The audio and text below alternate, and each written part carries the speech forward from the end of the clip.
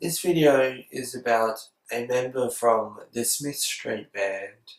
You don't have to surrender if you don't have to surrender if you don't have to surrender if you don't want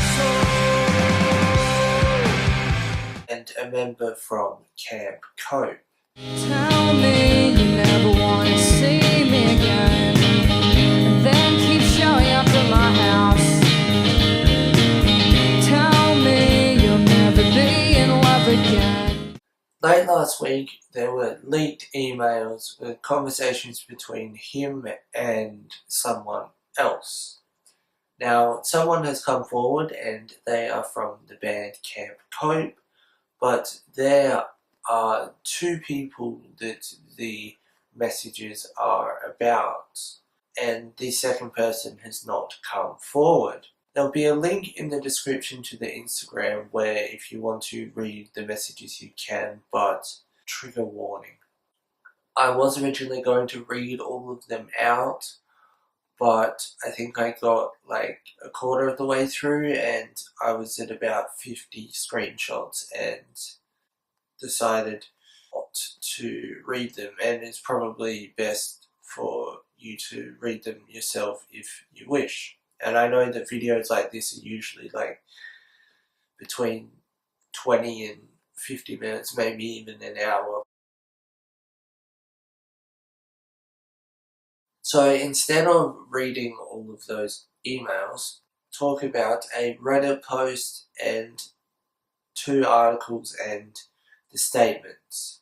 The Reddit post from 11 hours ago says, leaked emails from Wil Wagner, the Smith Street Band, show evidence of emotional abuse, gaslighting.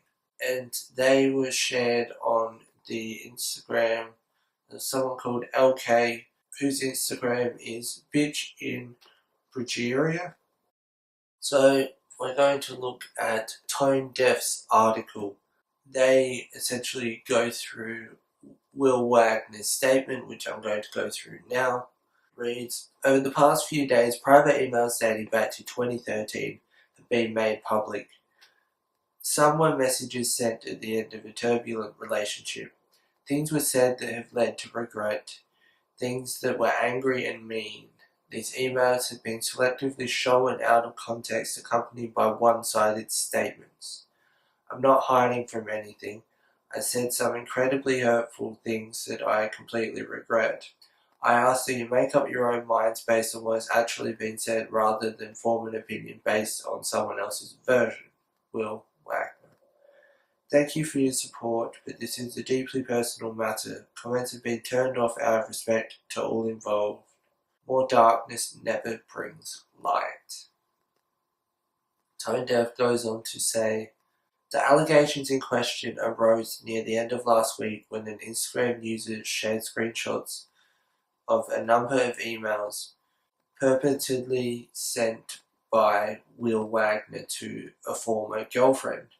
The receipt of these messages has been redacted in the images and they solely show what is allegedly Wagner's side of the conversation. At this stage, it is not clear how the Instagram user who posted these emails online came to be in possession of them, and the recipient of the emails has not come forward to confirm their authenticity. And then they posted and said, update, the member from Camp Cope who is called Georgia McDonald, and I'm going to read her statement now. She says, my name is Georgia McDonald, and I'm sure by now a lot of you figured out that it was my inbox that those emails ended up in. I am the receiver. I gave permission for those emails to be released after Ryan Adams was exposed last week for all his abusive behaviour towards women. This triggered me. Triggers are a result of trauma. I haven't been with anybody since. I've been told it was just a bad breakup. I had to threaten him with an intervention order for him to stop harassing me. This was not a bad breakup. This was harassment and emotional abuse. Since the emails were released, I've been told I'm acting like a spoiled brat. I've been told I just want to destroy him and them. I've been told I'm just doing it for attention. This is why people don't come out about abuse. When their last album was released, he used to press to say the album was about a toxic breakup and about a toxic ex-girlfriend. He did a Reddit AMA and publicly named me. I cried and I begged his band members, people I was friends with at the time, to take my name down and to leave me out of it. My safety had been compromised. These men had the opportunity to speak to him about his abusive behaviours. They didn't. When you have a platform, it is an abuse of that platform when you use it to get back at a former partner. No person's mental health, safety, or autonomy is the means to an end for anybody else's art. I want him to make a genuine and sincere apology to myself and other women who he has emotionally abused, gaslighted, or publicly/privately shamed. I want him to openly address how he has treated his previous partners and work to change his behaviours by attending a men's behaviour change program. I want the people around him, particularly his family and the men who have been playing music with him over the last decade, to recognise his violent behaviours and hold him accountable for how he has treated his previous partners. I want the band to make a sizable donation from the profits of their last album, in which he used the promotion of the album to name and endanger me, to both a family violence prevention organisation such as Undercurrent Victoria and an organisation that helps support First Nations women and children such as Dejira, Elizabeth Morgan House, or Strong Grandmothers of the Central Desert. The last contact he had with me, the night before our last album launch, he threatened to kill me and then himself. I have screenshots. I want him to never contact me or speak about me or any other women he's abused or future partners in the media or on stage ever again. If you aren't new to these kinds of videos on this channel, then you would know that I just generally read and then leave you to make up your own mind. But in this case, I am going to put forward an opinion. I do not agree with Wil's messages or how he went about it. I have read the majority of them, and I'm not sure if it's just selective or not.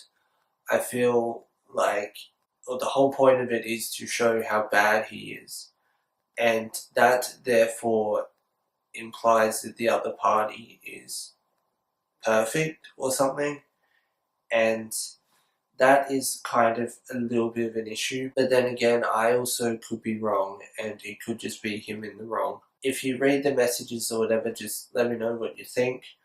I also don't think that it's cool or whatever. The person who posted these decided to then show the screenshots and contextualize how it was manipulative or whatever, instead of just letting us read it. And also, the emails that were leaked were also shown in court, I'm guessing at a previous time, maybe back when it happened, so that would be potentially 2014, maybe 2015. And she got told, or according to this person at least, that she could file an intervention order. Which then begs the question, why would you then release them? I mean, I understand the part of it is making the public aware, and I get that, but some of this is publicizing him fantasizing about suicide. The emotional depth, I suppose, that that some of this goes into, I just don't think should be posted. I think that it should be private. I think that Georgia, for example, with the emails, I think that she could have just made a statement. And sure, if she made the statement and people didn't feel like it was true or whatever, then she could have done that. She could have provided the emails or whatever. Of course, the other side of that is that then maybe she didn't feel comfortable putting them out there and she needed someone else to do it, so she had the other kind of avenue, I suppose, and the reason why she's now come forward is because of the support from that initial post, which is a good thing, but there's ways and there's ways, and I encourage you to speak up, but I don't think that by showing someone's deep potential mental issues, as I said, he mentions in the messages about how he fantasized about killing himself, for example. And as I said, I just don't think that